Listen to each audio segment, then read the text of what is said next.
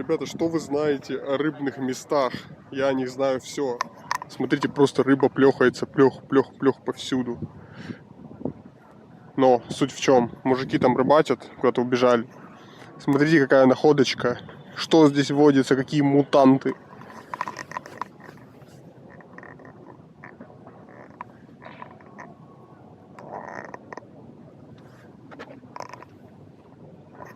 Что за рыба-мутант какая-то?